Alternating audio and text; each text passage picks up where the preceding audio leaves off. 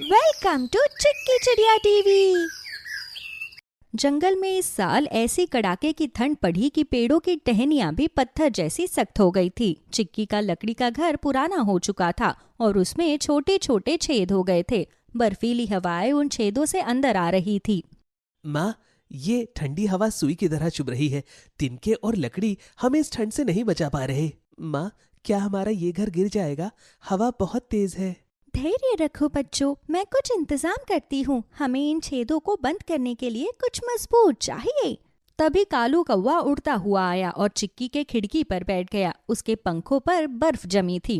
काव काव चिक्की, बाहर सड़क पर एक बड़ा हादसा हो गया है। शहर से आ रहा एक ट्रक जो चॉकलेट के डिब्बों से भरा था, बर्फ पर फिसल कर पलट गया। पूरी सड़क पर चॉकलेट बिखरी पड़ी है। चॉकलेट? पर कालू भाई, वो हमारे किस काम आएगी? अरे चिक्की, वो साधारण चॉकलेट नहीं, डार्क चॉकलेट की मोटी सिल्लियां हैं। इस ठंड में वो पत्थर से भी ज्यादा सख्त हो गई हैं।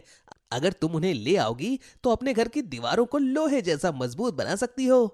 चिक्की ने एक पल भी बर्बाद नहीं किया। वो तुरंत अपनी सहेली कानी गिलहरी के पास पहुंची। कानी अपने घर में दुबकी बैठी थी।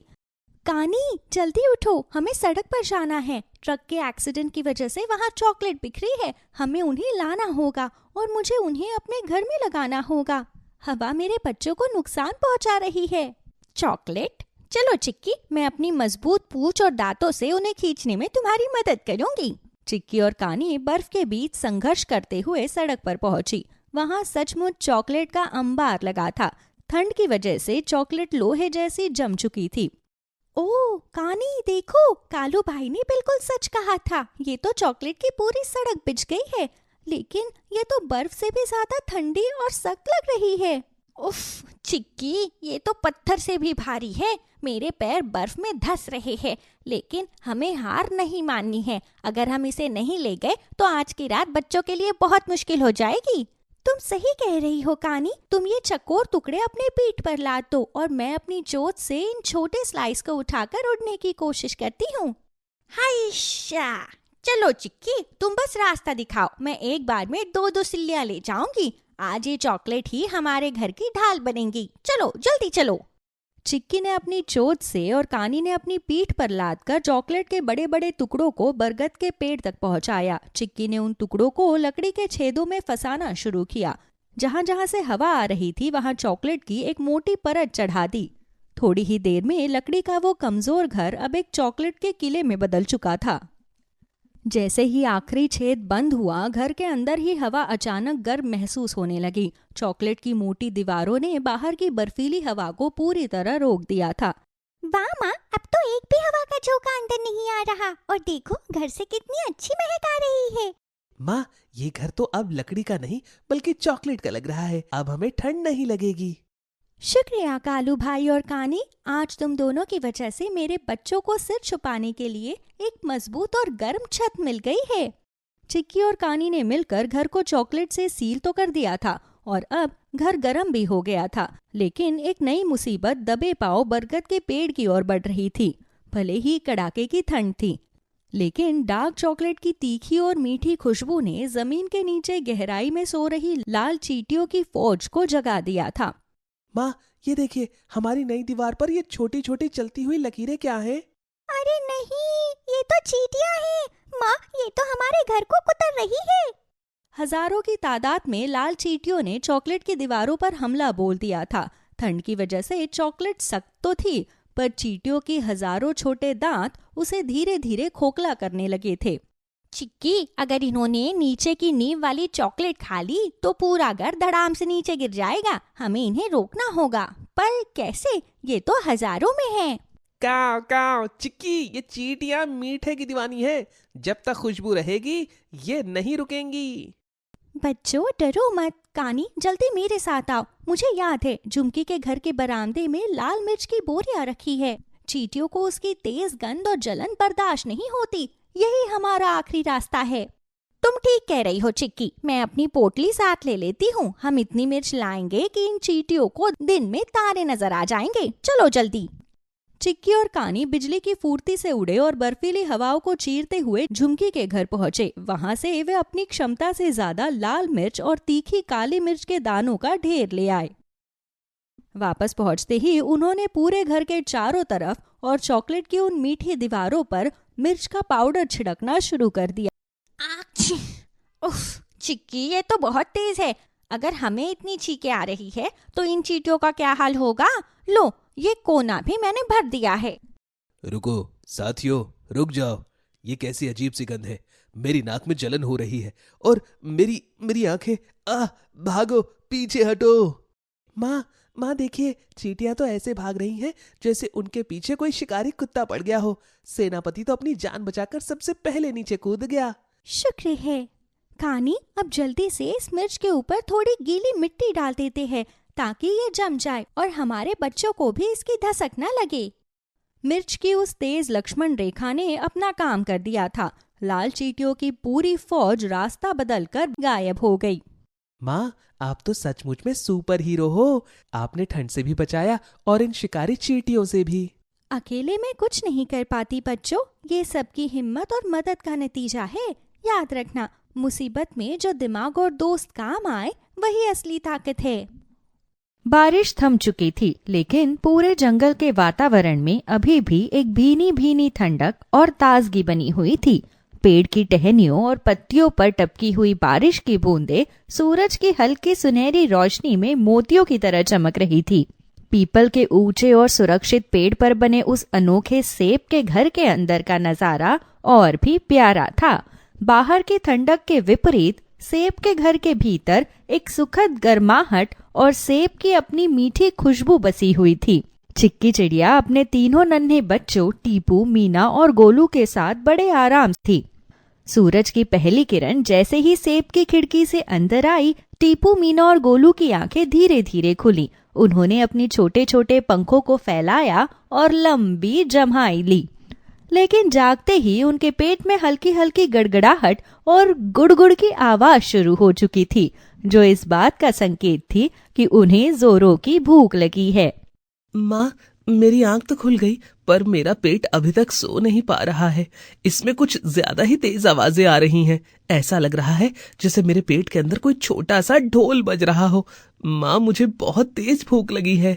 हाँ माँ, गोलू सही कह रहा है। कल पूरी दोपहर और रात की बारिश की वजह से हमने सिर्फ सूखे दाने और पुरानी घास ही खाई है। अब उन फीके दानों को देखकर मन भी भर गया है।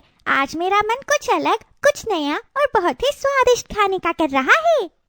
और सिर्फ अलग ही नहीं माँ, मुझे तो कुछ गर्मा गर्म चाहिए। बाहर हवा अभी भी ठंडी है, इसलिए अगर आज कुछ धुआं निकलता हुआ और जायकेदार खाने को मिल जाए तो मजा ही आ जाएगा। क्या आज हमारे इस नए सेब के घर में कुछ खास बनेगा? अपने बच्चों की मासूम जिद और उनकी भूख भरी बातें सुनकर चिक्की धीरे से मुस्कुराई। उसने प्यार से तीनों के सिर पर अपनी चोंच फेरी। चिक्की कुछ कहने ही वाली थी कि तभी जंगल की ताजा हवा के एक झोंके के साथ सेब के घर की खिड़की से एक अजीब सी लेकिन बेहद लुभावनी और स्वादिष्ट खुशबू अंदर आई। और जैसे ही एक और तेज हवा का झोंका खिड़की से अंदर आया, चिक्की चिड़िया अचानक शांत हो गई। वो उस खुशबू को पहचानने की कोशिश कर रही थी, जो इतनी लुभावनी थी कि किसी के भी मुंह में पानी ला दे। रुको बच्चों, जरा ध्यान से सूंघने की कोशिश करो। अपनी आंखें बंद करो और महसूस करो। ये सौंधी सौंधी और मसालेदार खुशबू उन सादे और सूखे दाने की बिल्कुल नहीं है जिन्हें हम रोज खाते हैं। ये तो बहुत ही अनोखी और जायकेदार है। ये तो गर्मा गर्म आलू के पकौड़े की खुशबू है। ताजा बेसन और कुरकुरे आलू की जादुई खुशबू। आलू के पकौड़े का नाम सुनते ही तीनों बच्चों के कान खड़े हो गए और उनकी भूख जैसे अचानक 10 गुना बढ़ गई। उन्हें यकीन ही नहीं हो रहा था कि जंगल की ठंडी हवा उनके लिए ऐसी दावत की खबर लेकर आएगी। पकौड़े? क्या सच में पकौड़े? माँ, क्या आपने सच में पकौड़े कहा? गरम गरम कुरकुरे और मसालेदार पकौड़े। माँ, मुझे तो यकीन ही नहीं हो रहा। क्या जंगल में भी पकौड़े मिल सकते हैं? वाह माँ, अभी अभी तो मैं गर्मा गर्म खाने का सपना देख रहा था और आपने तो सीधे पकौड़ों का नाम ले लिया। अब तो मुझसे एक पल भी इंतजार नहीं हो रहा।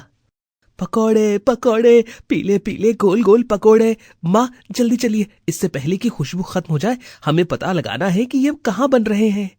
चिक्की ने अपने नन्हे बच्चों को सावधानी से घर के अंदर ही बैठने की हिदायत दी और उनके चहचहाते शोर को पीछे छोड़ते हुए खुद नीचे की ओर उड़ान भरी। ठंडी हवा के झोंकों के बीच वो उस जादुई खुशबू का पीछा करने लगी। थोड़ी ही दूर जंगल की सीमा जहाँ खत्म होती थी, वहाँ एक छोटी सी मिट्टी की झोपड़ी बनी हुई थी। उस झोपड़ी के बाहर एक चूल्हा जल रहा था। वहाँ एक बूढ़ा किसान बड़े इत्मीनान से बैठा कढ़ाई में सुनहरे पकोड़े तल रहा। नमस्ते बाबा, आज क्या बात है? आज तो पूरे जंगल की हवा ही बदल गई है। चारों ओर इतनी लुभावनी खुशबू बिखरी है कि सारा जंगल महक उठा है। आप ऐसा क्या बना रहे हैं जिसने मौसम को और भी खूबसूरत बना दिया है? अरे चिड़िया रानी, आओ आओ। आज मन बहुत खुश था तो सोचा कुछ खास किया जाए। देखो, मैं ताजा आलू के पकौड़े बना रहा हूँ। आखिर बारिश के बाद की सुहानी ठंडक में गर्मा गर्म पकौड़ों का मजा ही कुछ और होता है। क्या तुम्हें भी इनकी महक यहाँ तक खींच लाई है? सच कहूँ तो हाँ बाबा, आपकी रसोई की महक सीधे मेरे घर तक पहुँच गई थी। बाबा, मेरे छोटे छोटे बच्चे घर पर मेरा इंतजार कर रहे हैं। वे कल की बारिश के बाद से बहुत भूखे हैं और आज कुछ गरम खाने की जिद कर रहे थे। क्या आप उनमें से थोड़ा सा हिस्सा मेरे बच्चों को चखने के लिए दे सकते हैं? उन्हें ये स्वाद बहुत पसंद आएगा। चिक्की की ममता भरी बात सुनकर किसान का दिल पसीज गया। उसने बड़े ही स्नेह के साथ अपना सिर हिलाया और कढ़ाई से एक छोटा सा कुरकुरा और गरम गरम पकौड़ा निकाला। उसने उसे एक सूखे पत्ते पर रखा और बड़े प्यार से चिक्की की ओर बढ़ा दिया। किसान की उदारता देखकर चिक्की की आंखों में खुशी और आभार की चमक आ गई। चिक्की ने बड़े ही जतन से उस छोटे से कुरकुरे पकोड़े को अपनी चोंच में पकड़ा। पकोड़ा अभी भी हल्का गर्म था और वो बहुत सावधानी से उड़ रही थी ताकि हवा के तेज झोंकों से पकोड़ा गिर ना जाए। जैसे ही वो सेब के घर की खिड़की पर पहुंची, उसने देखा कि तीनों बच्चे टीपू, मीना और गोलू उतावली में गर्दन बाहर निकाले उसका ही रास्ता देख रहे थे। देखो देखो, माँ आ गई और माँ के मुंह में कुछ गोल गोल और पीला पीला है। वही खुशबू है, ये तो वही आलू का पकौड़ा है। माँ, आप तो सच में हमारे लिए खजाना ले आई। माँ जल्दी अंदर आइए, बाहर बहुत हवा है। यहाँ बैठकर हम सब मिलकर इसका मजा लेंगे। चिक्की अंदर आई और उसने बड़े ही प्यार से उस सुनहरे पकोड़े को घर के बीचों बीच रखा। पकोड़े से अभी भी हल्की हल्की भाप निकल रही थी। चिक्की ने अपनी चोंच से उस पकोड़े के 3 बराबर हिस्से किए ताकि तीनों बच्चों को बराबर स्वाद मिल सके। ये लो मेरे बच्चों, उस दयालु किसान बाबा ने बड़े प्यार से ये तुम्हारे लिए दिया है। इसे धीरे धीरे और स्वाद लेकर खाना। तीनों बच्चों ने जैसे ही पकोड़े का पहला निवाला लिया, उनकी आंखों में चमक आ गई। वो गरम गरम और चटपटा पकोड़ा उनके पेट की भूख को शांत कर रहा था और उनके दिलों को खुशी से भर रहा था। माँ, ये तो दानों से हजारों गुना ज्यादा अच्छा है और ये कितना कुरकुरा और मजेदार है। हाँ माँ, ऐसा लग रहा है जैसे हमारे मुंह में खुशियों का धमाका हो रहा है। बाबा कितने अच्छे हैं। आज का नाश्ता तो यादगार बन गया माँ।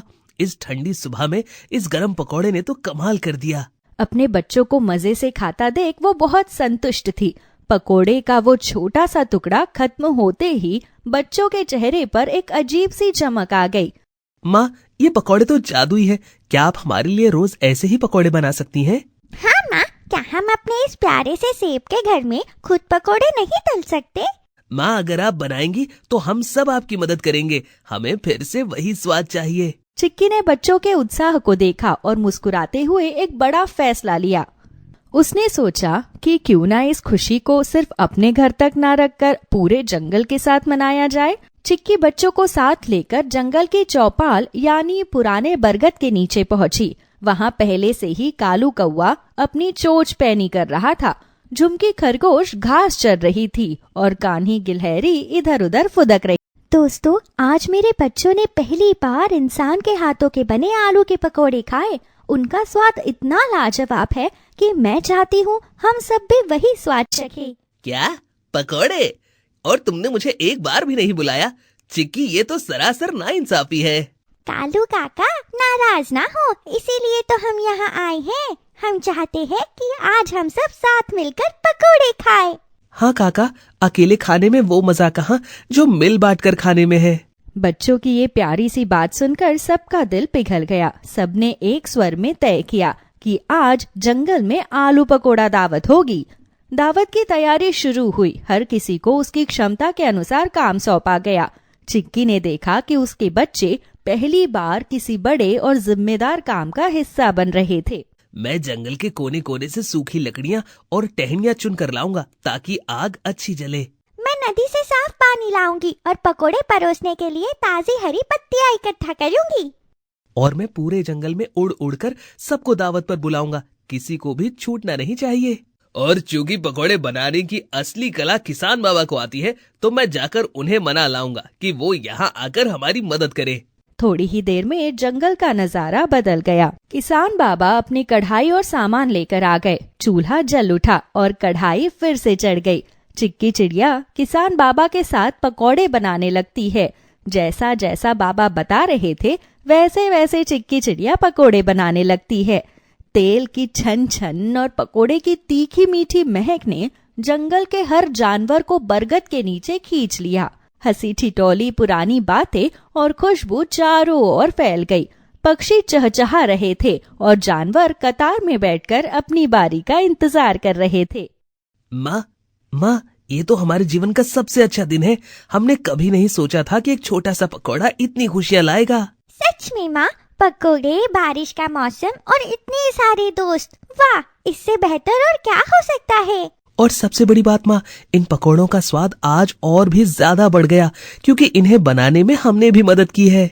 बिल्कुल सही मेरे बच्चों, हमेशा याद रखना, खुशी कोई ऐसी चीज नहीं है जिसे तिजोरी में बंद रखा जाए। खुशी तो वो है जो तब और ज्यादा बढ़ जाती है जब उसे सबके साथ बिना किसी स्वार्थ के बांटा जाए। आज की ये मेहनत और ये साथ ही तुम्हारी असली कमाई है। उस दिन जंगल में सिर्फ आलू के पकोड़े नहीं बने थे, बल्कि उस दिन बच्चों ने जीवन के सबसे बड़े सबक सीखे थे। साथ मिलकर काम करना, दूसरों का ख्याल रखना और अपनी खुशियों में सबको शामिल करना। अब वक्त बदल गया था। आज भी जब कभी आसमान में बादल घिरते और बारिश की बूंदें छम छम बरसने लगती है, तो सेब के घर के अंदर बैठे टीपू, मीना और गोलू अपनी माँ की ओर बड़ी उम्मीद से देखते हैं और एक ही बात कहते हैं, माँ, आज फिर से बारिश हुई है। आज फिर से पकोड़े बनेंगे ना? क्यों नहीं? अगर तुम्हारी मेहनत और दोस्तों की ये पक्की दोस्ती साथ हो तो पकोड़े जरूर बनेंगे और दावत भी होगी। चिक्की की ये बात सुनकर बच्चों के चेहरे पर वैसी ही चमक आ जाती है। देखते ही देखते जंगल के उस पुराने बरगद के नीचे फिर से चूल्हा सुलगाया जाता है। कढ़ाई में तलते हुए पकोड़ों की वो सौंधी और चटपटी महक गीली मिट्टी की खुशबू के साथ मिलकर ठंडी हवा के झोंकों पर सवार हो जाती है। पक्षियों के चहचहाने और जानवरों की आपसी गपशप के बीच वो पूरा जंगल एक बार फिर से एक बड़े परिवार की तरह खिलखिला उठता है और चारों ओर बस संतोष और आनंद की महक फैल जाती है। चिक्की चिड़िया के आलू के पकौड़े खाकर हर कोई बहुत खुश नजर आ रहा था।